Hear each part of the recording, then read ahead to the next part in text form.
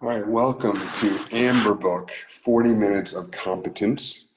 So the question is, what is the area weighted U value of this roof? And we've given that 77% of the roof is opaque, and it has an R value of 26. And you guys know, I think, that the inverse of the U value is the R value. So a higher R value means your assembly is better at keeping in heat. That's usually a good thing, especially in the winter. And a lower R value means your assembly is not as good at keeping in heat, which is generally a bad thing, especially in the winter. So if we want to figure out the U value of that roof, it's going to be 1/26 is the U value. And 23% of the roof is transparent skylight, and that has an R value of 2. So a double pane glass is like something like R2. A single pane glass is something like R1. If we put argon on the cavity, it's something like R2.5.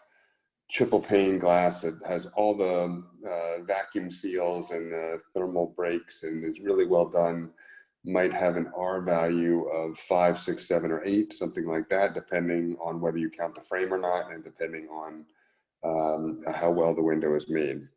And it's not unusual for most of your heat loss and most of your peak heat gain and most of your seasonal heat loss to happen in a small building like a house, or a small building like, I don't know, a small standalone CVS or something. It's not unusual for most of your heat loss and peak heat gain to happen through the windows, or in this case, a skylight. Actually, it's even more of an issue in the skylight because heat rises in the winter, and in the summer because the sun is overhead most of the time. There's a kind of a misconception among NCARB and the architects and many of the folks taking this exam that the sun is either in the east or the west, but of course it's the overhead plane that gets the most sun, and especially gets the most sun in the hottest parts of the year when we're trying to shed heat and we're trying to cool our buildings. So 23% of the roof is transparent, and 77 is opaque, and the transparent is R2, and the opaque is R26. So we want to find the area weighted average U value of this roof. So we're going to have to factor in first that we have to find the U value, and that 1/26 winds up giving us a U value of 0.04. And U value, because it's the inverse of R value, if it's a higher number, that means we're not as good at keeping in heat, which is bad usually. And if it's a lower number, it means we are better at keeping in heat. So we want a high R value, which corresponds to a low U value. So U of 0.04 for the opaque roof. 23% of our roof is transparent. R2, that one's pretty easy. 1/R2 is going to be at 1/2, which is 0.5. So we have a U value of the opaque portion of the roof is going to be 0.04, and the U value of the opaque portion of the transparent portion of the roof is 0.05. And as always, you don't want to just memorize a formula. You want to just kind of look at it and say, okay, the area weighted U value is going to be somewhere between. It's going to be somewhere between U is of 0.04 and U of 0.5. And those numbers may look similar, but one of them is 10 times the other, which means that on a per square foot basis, heat is going to move through the glass at more than 10 times the rate at which it moves through the opaque portion of the roof. So if we look at the area weighted, we're going to take 0.77 because 77% of our roof is opaque, and we're going to multiply that by 0.04, and we're going to take 0.23 because 23% of our roof is transparent, and we're going to multiply that by the U value of the skylight, which is 0.05. So we're taking 77% times the U value of the roof that is at 77%, and we're taking 23%, and we're multiplying that by the U value that is that U value of the skylight. And what we wind up getting from this portion here is 0.03. And that makes sense, right? Because 3/4 of our roof is very, very good at keeping in heat, and 1/4 is not as bad. So you notice that most of our heat loss, because remember, a higher U value means more heat loss, which is a bad thing. Most of our heat loss, you see, is coming through this portion here, which is the glass.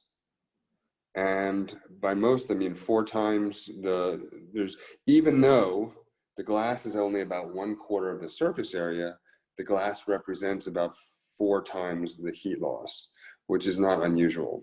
So we're going to add these two together, 0.03 plus 0.12, and we're going to wind up with 0.15. That's our U value, and that's measured in BTUs per hour, degree Fahrenheit per square foot.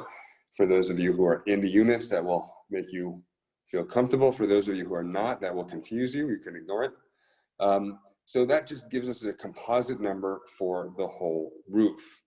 Now, why couldn't we just take an average?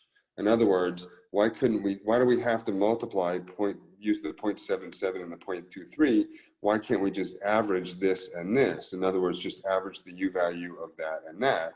And the reason we can't is if we have, let's say we have a wall here that I'm drawing, and let's say the wall is almost all super insulated. Say it has R99. And then it's got one little speck that's R1. So R99 is about 2.5 feet thick insulation. So we have 2.5 feet thick insulation on almost all the wall.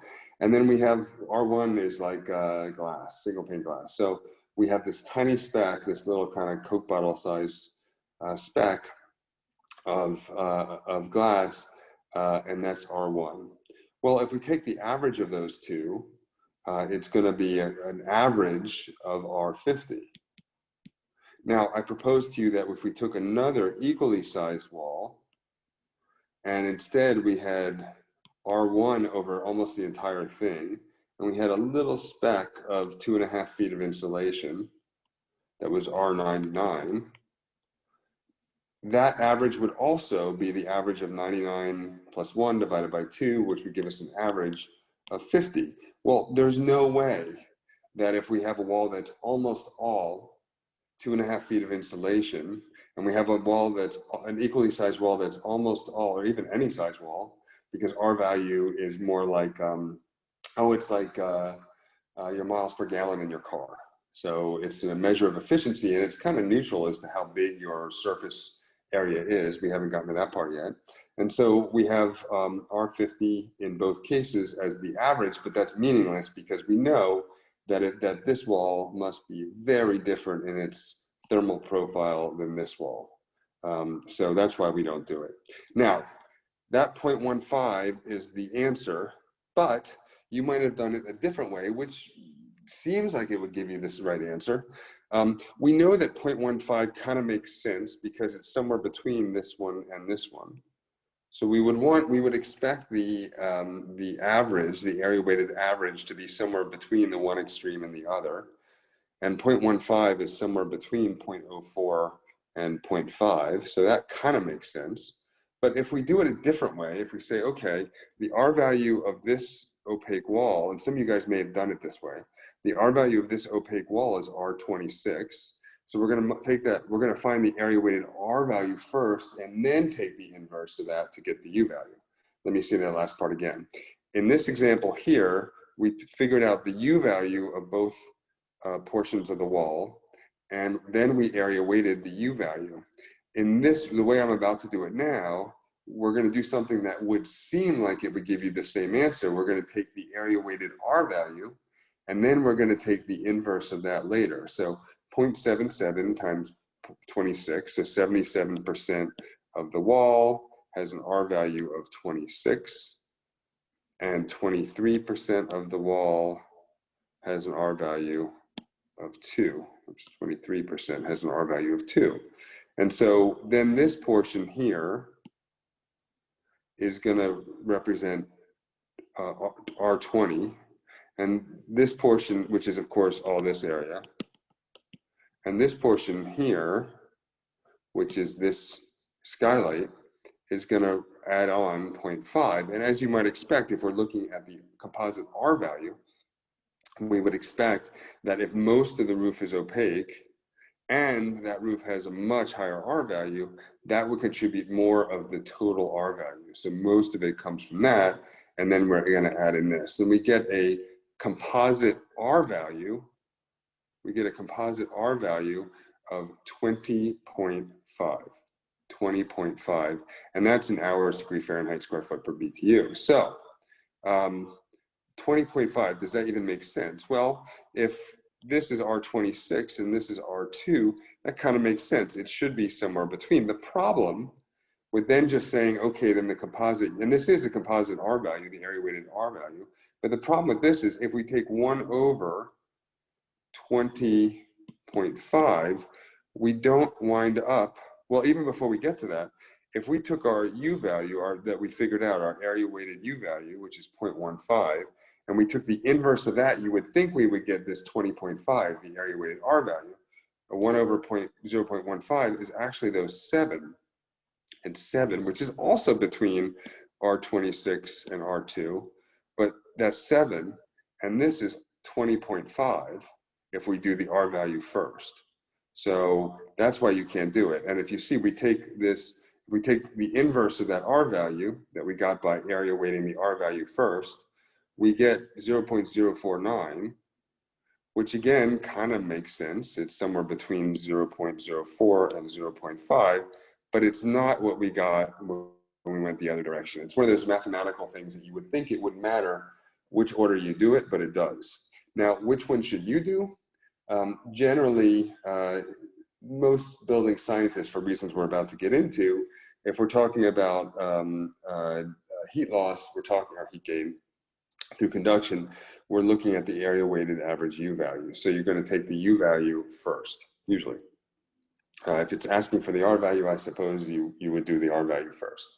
All right, so what does that mean? What does that mean? Well, it means that there's this kind of, well, kind of zooming out. Maybe this isn't what it means, but if we zoom out, I think this is kind of confusing for people, especially when they're new at the studying process, because there's so many different steps to figuring this thing out. So, so the first is we're finding the R value of each material in the assembly. So let's say it's the roof we're talking about. We have to add the R value of the insulation with the R value of the air films, with the R value of the sheathing, with the R value of the membrane, and so forth. So all the different R values, we're gonna find them out. We can get those by looking them up on a table. Now, in practice, almost all of it is gonna be the insulation. So if you're just kind of making quick approximations, it's okay in the real world to just focus on how much insulation we have and not worry about the others, because if you have an R26 roof, it's quite likely that the insulation accounts for R24.5 or something like that. And that everything else combined is enough to count. It gets you from 24.5 to 26, but it's not going to help you make design decisions, because there's always going to be sheathing, and there's always going to be a membrane. And really what you have control over anyway is the insulation. So you're going to find out the R value of each material in a single assembly. Now, by each material in a single assembly, remember, I'm not talking about skylight here and opaque roof here. I'm talking about the things within the opaque roof. And if there were multiple things somehow in the skylight, the things within the skylight. Now, the second thing is you're going to add all those R values up to discover the R value of the total assembly. So that's how I got to R26 for that roof. I mean, I just made it up, but that's how you would get to R26 for the roof. Then you're going to take the inverse of the R value to derive the U value of that assembly. And we're not talking about the surface. I'm not talking about opaque roof. I'm talking about just just the R value of that. I'm sorry, I'm not talking about this surface. Again, I'm not yet talking about opaque versus transparent. I'm just talking about R value versus U value of that one assembly. And it wouldn't be unusual to have 10 or 15 different assemblies on your airport or something like that. So there may be all kinds of different assemblies, and this is where a spreadsheet is pretty handy. Then what we did is we area weighted the U values to obtain a number that describes the whole surface. So the whole surface meaning the whole roof or the whole wall. And that's what we did. So this number 4 is really what we did, or maybe we did number 3 and number 4 is what we did in this exercise. And then what we also didn't do in this exercise, we kind of just came in the middle process. But what we just found out by coming up with an area weighted U value is we figured out how efficient our surface is on a per square foot basis, but we didn't figure out how much heat we're actually losing. To figure out how much heat we're actually losing, we take Q, which is BTUs per hour. That's how much heat we're losing. I'm assuming it's wintertime condition. And that's going to be equal to the U value. That's what we just calculated, and that's based on the efficiency of the surface.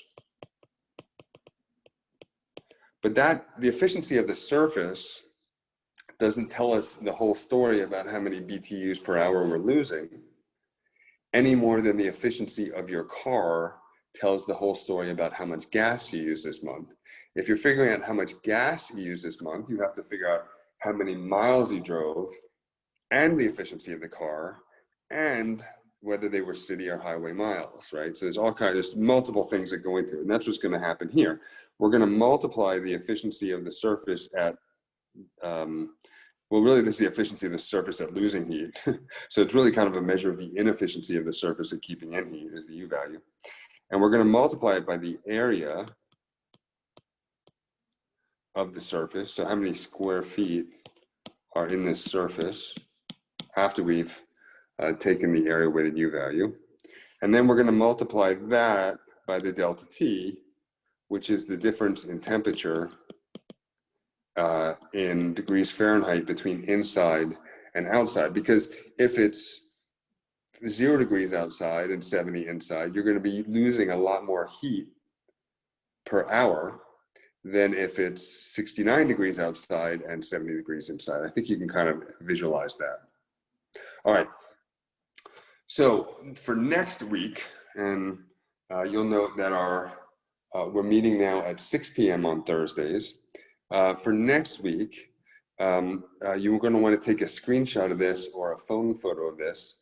I'll be sending out, as always, an email that gives you a link in this case or maybe it'll just have an image of this. And so you can work on it yourself if you want. And in this case, this firm lost $108,000 this month and $1.1 million for the year to date. Find the line item that would best addressed from a firm management point of view so that the firm can become more profitable. So this is a profit loss statement, and all numbers are expressed in thousands of dollars. So that'll be our assignment for next week, 6 p.m. Eastern at our 40 minutes of competence Zoom call. Now, last week, we had some questions in the chat, and I'd like to go over some of those for those who are interested. For the rest of you who want to go study or have dinner, feel free to leave us. But for those who have 5 or 6 minutes to kind of stick around and go through it, stick around, and I'll go through some of these questions.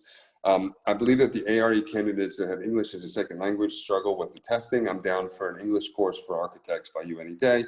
So I did not purposely leave that W, and that should be an E, of course, in English. And the irony of that is not lost on me. I didn't do that for a cheap joke. I just had forgotten to change it to an E for that person.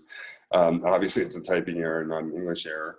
But yeah, this is an issue, and I don't know the solution to it. The test is, the test requires, doesn't require, I think the test is easier for folks who have English as a first language. I have noticed that folks who have English as a second language, especially those who think in their native language and then kind of translate afterwards. So they'll translate it into their native language in their head, and then answer it and then translate it back. I think there's, in a timed test, that is both a recipe for more errors on average, and that is also a recipe for more time on average and less time to finish the test. I don't know the solution to that. I don't even know for sure that's NCARB's fault, and then maybe you could argue it is, but they have to ask questions in a language, and they're pretty hard questions, some of them, and so if it's not your first language, it's going to be more difficult. I don't know if any of you guys, write it in the chat if you have some solutions, either for NCARB or for your own study method for English as a second language. But that is definitely, in my experience, that has been a significant issue for folks who are taking the exam. Next, could it just be an RFI or something less cumbersome than a change order? As far as NCARB is concerned, it has to be a change order. This is from last week when I said if there's a change in schedule, a change in cost, or a change in design, there has to be a change order. And in the design build process, which is the default that NCARB is assuming in the ARE exams, you're basically talking about a change order always. And that is not only something that it's important to them, that is something that they will 100% test you on. Like, you need a change order. They are trying to change because a lot of times in practice, there's no change order. It's a casual discussion. And of course, that makes total sense in an IPD delivery method. In some of the other more flexible delivery methods like design build, where the architect and the contractor are the same entity. If there's a good working relationship, and maybe in practice it happens where they're just going to change something and agree on it. But as far as AIA and NCARB are concerned, you're doing a big project, and everyone is litigious, and not coincidentally, AIA makes and distributes the contracts that are the default for all of construction. So the AIA has gained a lot of power in the construction process by making the contracts that everyone seems to use, or just about everyone seems to use. So they want you to do a formal change order. Then someone asked, and maybe it's the same person, is there a special AIA form or contract for a change order, or is it a simple template created by each participant similar to an RFI? And someone answered that there is in fact an AIA document, G701, that is provided by the American Institute of Architects. And it's the change order. So the most important part, as far as NCARB and AIA and the ARE is concerned, is this part here, the signature. So the idea is everyone has agreed to it, and no one later is going to say, no, I didn't say it was okay to be a month late. Why would I say that? And actually, in the question, the person said, is it okay, or is it a simple template created by each architecture firm similar to an RFI? There's also an AIA document for RFI. So it's not that each architecture firm has its own RFI. There is in fact an AIA document for RFIs as well. Lastly, the last question is, do you recommend reading through these reference books? You remember from last week that I had showed the matrix, what's called the NCARB matrix, ARE matrix, which has a series of reference books. It could be 15 or 30 that they are most likely to pull from, but not always, not necessarily, and certainly not exclusively going to pull from. Maybe not even a majority of the questions are pulled from those, but many of the questions are pulled from those. Or do the Amber Book tutorials cover the information?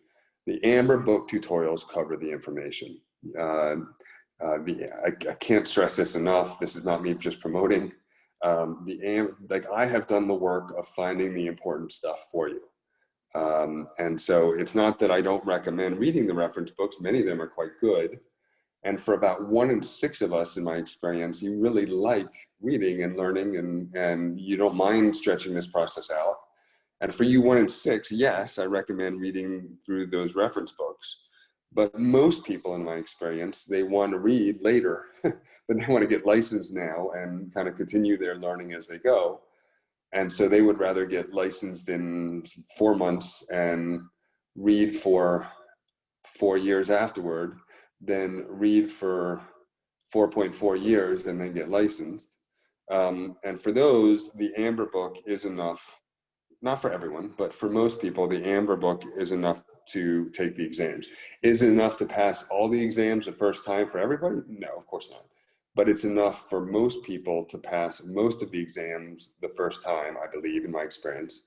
And it is certainly the best way to go, to do the Amber Book all the way through and then take every test just all at once. Now, does that make sense for a subscription service like Amber Book to promote you moving through it quickly? No, it does not make financial sense from our point of view, but it just is the right thing to do. It just makes sense from our mission, which is to get people licensed, get lots and lots and lots and lots and lots of people licensed, including you. Okay, let me. Oh, now I can hear you much better, way better. Okay, so I was going through the PA flashcard, and then at some point there were some question about the shading, that where to put the shade, and in those answer it says that the vertical louvers on the east and west side, and horizontal shade on the south side, but nothing to put on the north side. That's correct. And my question is, if the owner required to put any kind of shading, can we put either one of those in the north side, or we don't put anyone at all? You mean if the owner requests it, even though it won't be beneficial from a thermal point of view? Yeah, even though, if the owner Yes, sure. Yeah, sure. I suppose so. It's still a profession where we're providing a service to the owner, and Lord knows we could do a season of 40 minutes of competence in owner incompetence, where it creeps up, especially as it applies to some of these energy saving ideas. But if the owner wants you to put a statue of himself looking like a hero, conquering war hero, then that's up to you whether you do it. But certainly from NCARB's point of view, yeah, you could totally put it on the north side. It just would not be thermally beneficial, but unless you were in the southern hemisphere. Maybe in Hawaii or somewhere, really far south latitude. But even then, that seems pretty suspicious. I don't think you'd get benefit from it. Not from any one of those, not from vertical louvers or from horizontal, none of them, right? Correct. Now, someone told me, or maybe I was just reading it on the forum, but I think it was someone who wrote me and told me, I think there must be some confusion about whether there should be shading on the north side, because I think there may be some other prep material that suggests that you can put shading on the north side, that it can be beneficial. That's not true. There's no building science reason for that, but that doesn't surprise me. It's not surprising to have one of the other test prep materials to be wrong when it comes to an issue of technical competence. It's one of the reasons I started this series. Also have another question. Can I ask you? Yeah, sure. Today was a short one, so we have plenty of time. This is a short one. I was going through this the fire code from IBC, and then they were asked. There's the chapter that called the alternative of sprinklers, and then there are fire extinguisher of different kinds, right? So my question is. So it's like my personal question. So is that if we want to avoid sprinkler in a building, then we could use a fire extinguisher instead of a sprinkler, or we just add the more rating in the partition, or for that? Yeah, I mean, it's always difficult in the absence of having the code in front of me for me to kind of give you fire code advice. I'm hesitant to do so, but my understanding of your question, no, if it has to be sprinklered, it has to be sprinklered. You can't take something that has to be sprinklered and replace it with the existence of a fire extinguisher. I think there's almost always a fire extinguisher in any kind of public setting anyway, and certainly, any house ought to have one as well. And I know of nowhere in the code where you can replace a sprinkler with a fire extinguisher. Then where is the name of the chapter? Is alternative of fire extinguisher. It's chapter 9. Where they define all kind of fire extinguisher. I'll look into it, but no, that would not be I don't believe that would be a useful thing for someone studying for the ARE to study for two reasons. One is that's a pretty specific question that you would have to be hit. And to learn the fire code at that level would require a lot of time, and you would not likely get many questions. You would not likely get many questions for your time. Chapter 9. What's that? It's IBC chapter 9. No, I understand. But I'm saying from a studying efficiency point of view, like in other words, if you wanted to make sure that the next hour that you studied was the one that would give you the highest likelihood of passing the tests, that would not be where I would focus. I'll look into it just myself because now I'm curious. It's like an itch to me. When I hear about something like this, I want to find out more. But it wouldn't be a good idea for two reasons. One is it doesn't have a good yield because there's a lot to learn for not many questions you're likely to be asked. But the second reason, almost anything you'll be asked on code is going to be something in the case study where they actually give you the code. So you could do a search at the time. And of course, it's better if you already are somewhat familiar with the code because you can be quick. But you could do a search at the time if you know how to read the code and try to figure it out in real time in the exam. But I'll look up chapter 9, and if I can find an answer to that for next week, I'll cover that. Thank you, sir. Other questions? Yeah, Michael. Hey, Michael. Let's have the first person go, and then we can go to the other person. You can go ahead. Okay, this is Gerald. Michael, question, do you suggest taking the exams in any particular order? I know other people have talked about that out there on the web, but what's your thoughts on that? I'm so glad you asked, Gerald. Yeah, I have a very specific order that I want you to take them in, and that is to write them on a piece of paper, cut it into 6 different groups, 6 different pieces of paper, throw it up in the air, and then just pick them up in whatever order they wind up in. That's what I want you to take them in. Excellent. That always bothers people because people want me to tell them. What I want you to do, I have very, very specific instructions and advice on this, and it's not based on any kind of deep-seated philosophical, pedagogical, epistemological kind of bent, but rather it's based on my experience, which is treat them all. I don't care which one you take first. It's very important. It's not very important. It's very useful for you to take all the remaining tests you have in 10 days or 5 days. Just knock them out. And that scares the crap out of people because they don't like the idea of doing that. But so in the past, if there were in ARE 4.0, there were 7 exams. And in terms of their overlapping content, it was probably like Olympic rings. Mm-hmm. Something like that. So, if you were studying for this exam, most of the stuff would be in that exam, but, so there's some overlap with maybe 3 other exams, and it was kind of like Olympic rings. Maybe 15% of the content from one exam could have been in another exam if they just were in a different mood when they were deciding where to put that question. Now, we'll put practice management here, and we'll put project management here, but we'll put PA here, and PPD here, and PDD here, and CE here.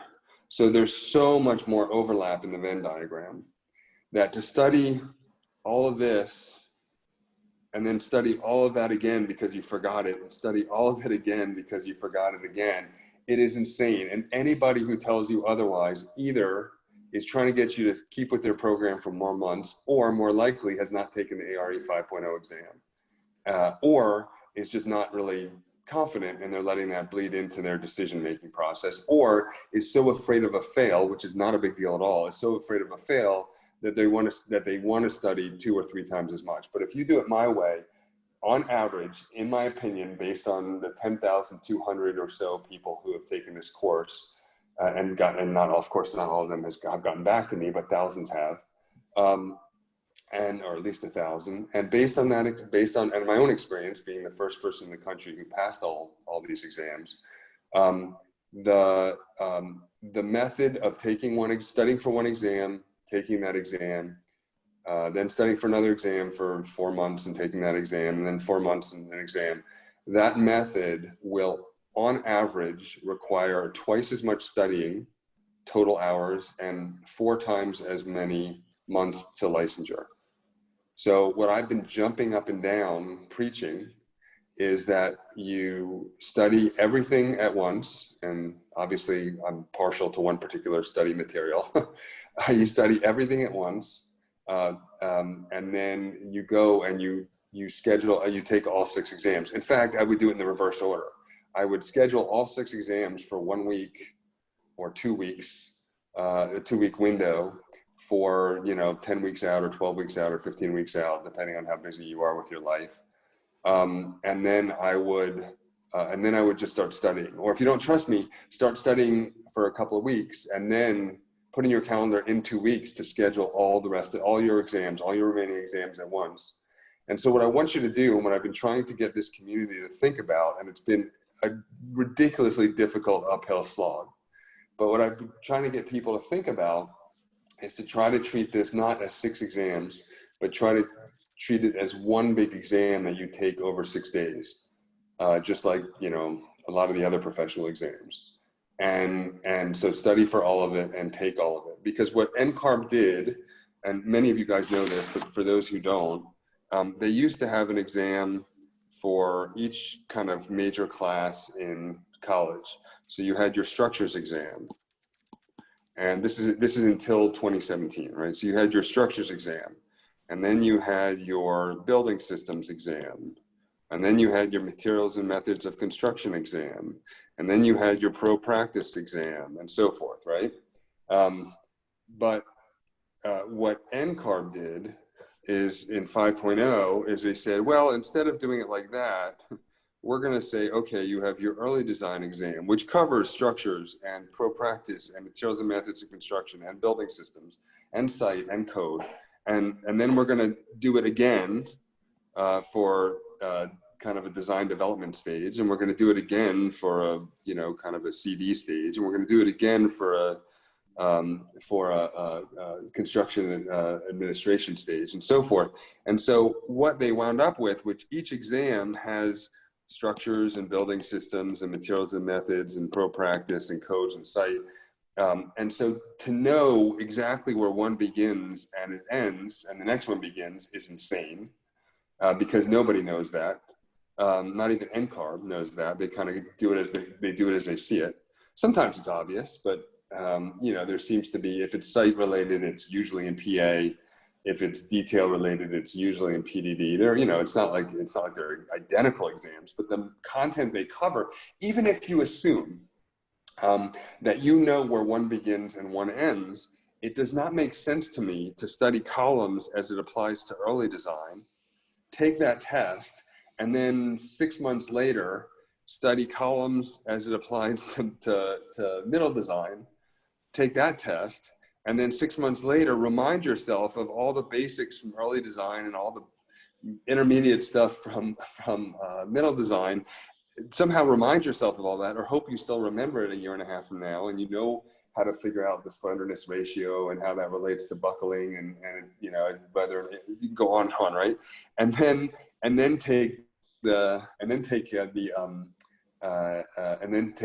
late design, the PDD one, or it's insane to me.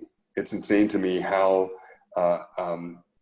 it's been set up in a way that really we should not be thinking. It's not. I don't think what NCARB did is necessarily insane. I'm unclear as to why they did it. They say the reason they did it is because this is how design works. You have a pre-design and then a schematic design and design development and construction documents and construction administration. Sure, that's how a project works, but still that doesn't explain why testing for competence is better to test it in that way versus testing it any other way. I don't understand why that would be. But in any event, take the Amber book, schedule all the exams, take all the exams, and then tell me I'm wrong. I want to know. If I'm wrong, I want to know. But I tell you, I have a folder. I used to keep it. I got so many, I stopped keeping it. I don't even add them to it anymore. But I had a folder at one point I forgot what in my email, I forgot what I titled it, but it was something like regrets of taking too long, or pleasure at doing it all at once. But I have email. I mean, I've gotten dozens and dozens, maybe 100 emails from people, and I encourage you guys all listening to send me an email and let me know if I'm right or wrong, saying they come in two categories. Either I was skeptical, but I'm so glad I took all the exams at once, or I was skeptical, I didn't take all the exams at once, and I really, really, really wish I had, because I got pregnant in the middle of it, and then 2 years went by, and I had to remember again everything I studied, and it was like I was starting again from scratch. But no one ever said, in that kind of quadrant, everyone always says, you're right, it was quick, or you're right, I wish I had done it quickly. But no one ever says the opposite too, right? No one ever says, I did it a long time and I'm happy about it. It definitely worked out better. And no one says the other one either, whatever the other contrapositive or converse or inverse of the first statement is. I'm kind of confusing myself, but I think you get the idea. I am an evangelist for hurrying up. And again, for a monthly subscription, that doesn't make any sense. But from a getting people licensed point of view, I think it's a really good plan. Michael, I'm sorry. Can I, one more question. Is there a way to get through the Amber Book website? Is there a way to get a forums set up through that, or Facebook, where other people we can all talk to each other, or sort of study together as well? Yes and no. So I'm going to answer that three ways. There is kind of a little bit more asynchronous one, whereas as you're going through the Amber Book, you can write questions or write comments on specific questions, or in general. Okay. So that the next person who comes across that question can see, oh, I had trouble with this, but once I realized blank, then this came through. And most of what people are writing are frankly questions for us. Like, I didn't quite get that one. Can you go over that again? And we've been really good about responding, which is awesome, but it's turned into like this really, kind of intensive response, which I love. But it's like we've been responding a lot, many times a day to people who have post questions on there. So there is a forum kind of embedded into the Amber Book where people are asking questions and we're responding, and other people are responding as well. And it's helping us find some errors, most of which we already knew about and just haven't gotten around to correcting yet, but some of which we didn't know about. So that's the first answer to the question. But the second answer to the question is I'm very hesitant to do it because I'm afraid that there won't be a critical mass. You need a network effect. And so I've been hesitant to do it over the years, because if there's only a few people at a time and then they pass the test, and then they're gone, and then there's a few more, and then and then I really don't want to siphon people off the NCARB network, because I think it needs to have a critical mass for that to be healthy. And then after thinking about it for years, but hesitating and not doing it, Black Spectacles started their own. And last time I checked, they really had no one on it. I mean, they keep promoting it, but no one's on it. They can't get a critical mass. So I won't be making my own, but there is one within the learning management system, within the place where the questions are. In real time, you can ask a question. And I would say, at least as of now, we have always gotten back to people.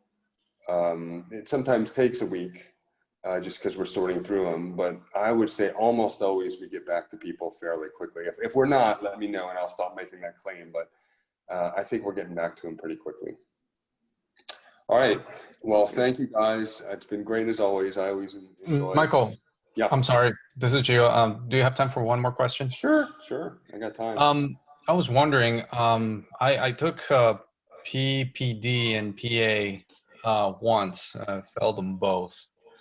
And I saw that there was not a lot, but there was quite a few questions about seismic design, and in PA, a lot of stuff about restoration, preservation, and all this stuff. Do you think, and your videos go through it, but I think it would benefit, if we could go deeper on that. Do you think these 40 minutes of competence could be used to go further into those subjects? Absolutely. And the good news is, in the last couple of weeks, we put up a ton of content on both those subjects in the flashcards. So I don't know if you got a chance to go through the flashcards. I think a lot of people think the flashcards are kind of supplemental ways of reviewing, but they're not. They're actual content. So people will say you need more restoration, or they'll say you need more seismic, which is what they've been saying. And what was happening before is it was on average 3 years. Well, it was 2 to 3 years, but lately 3 years between when I first started researching a topic and when the animation was finally posted, because animation is a slow, expensive, tedious process. Even the simple animations that we have, it's about 90% of our costs are in animation. And it's just a slow process to do it right. And there's a lot of back and forth in editing. Anyhow, we knew there was stuff we needed to cover, but we weren't getting it out quickly. What the flashcards allows me to do is, people have been saying exactly what you're saying. Great course, you need a little more on structures, restoration, and seismic. And so now in the flashcards, there is a ton more on each of those topics. And actually, we're making a new video on structures, because even though that does take a while, with structures, animation and structures are really our best friends. Like, it's really a good medium for showing things bending and things breaking and forces and that kind of thing. So we're taking our sweet time and doing it right in an animated way for structures. But for everything else, we have these flashcards. Now, for the flashcards, I wanted to be able to still make content that had videos and pictures and stuff. And there were no flashcard software that allowed us to do that. So we made our own flashcard software that allows us to make videos and put images on the front side and the back side. So I can ask a question, and then you flip it over and a video launches that has the answer. And just as an aside, the folks who host our course liked it so much, they have asked us to make it available to other people, our flashcards to other people. So they're starting an app store. So we're going to put the flashcard software that we created in-house, and who knows, that may wind up being its own kind of animal at some point.